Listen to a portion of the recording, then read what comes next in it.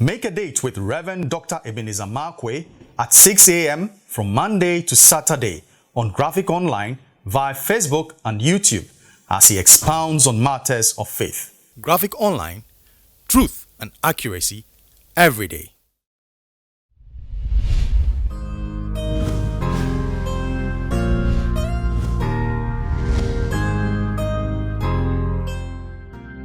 Hello. I'd like to capture my thoughts this morning with the word cauterize concubines. Yeah. Cauterize concubines. You know, I've been reading the story of the rebellion of Absalom and the fact that he violated his father's covenant relationships and slept with his father's concubines.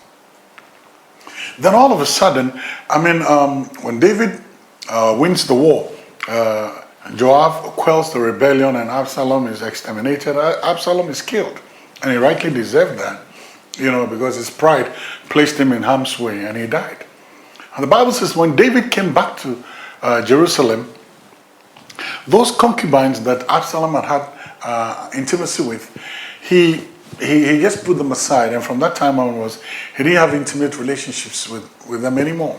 And therefore, basically, those wives were, no matter what they do, they can never have children, or even if they have children with him, no child of theirs will sit on the throne.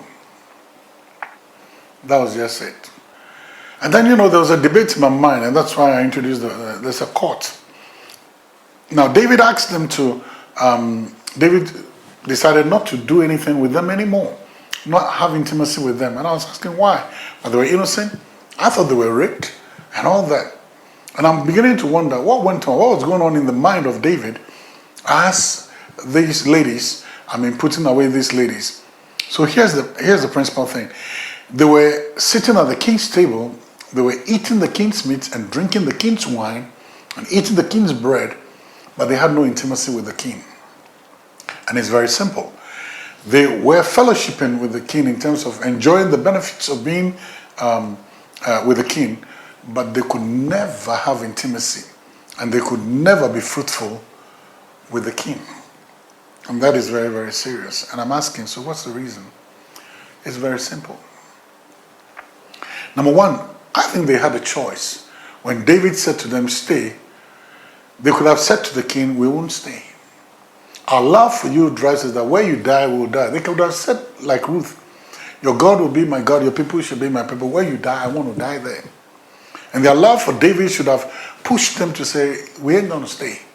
You can ask us to stay, but we won't stay. Because we loved you. Number two, they had come into a knowledge of intimacy with Absalom. They have come into a carnal knowledge of Absalom. So they were in a position now to compare.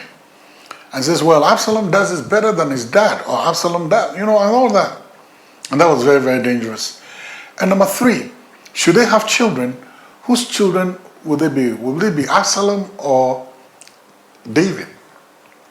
To avoid this confusion, David said, I can't do anything with them. You know what happens? Sometimes when people are violating covenant relationships, what they do is that they leave deposits, they leave seeds. And those seeds they leave in other people can become problematic. They have come into a place to compare. So sometimes when a good man is even speaking, they'll be rehearsing what that good man is saying and comparing it to what they might have heard. Something has been deposited in them, a negative has been deposited in them, and that negative competes. Lies and falsehood have been deposited in them, and that falsehood competes with truth in their minds. And those relationships become unfruitful. Because everything they hear, even a good man speak, they will compare it to what they know. And so those relationships become very, very suspicious. Those relationships are governed by suspicion. And sometimes the fruit, you can't even tell. And it is very, very, very difficult to impregnate those people with truth. And so those are relationships that have been violated. And sometimes it is lost. And these are the sort of things that people need to be very careful of.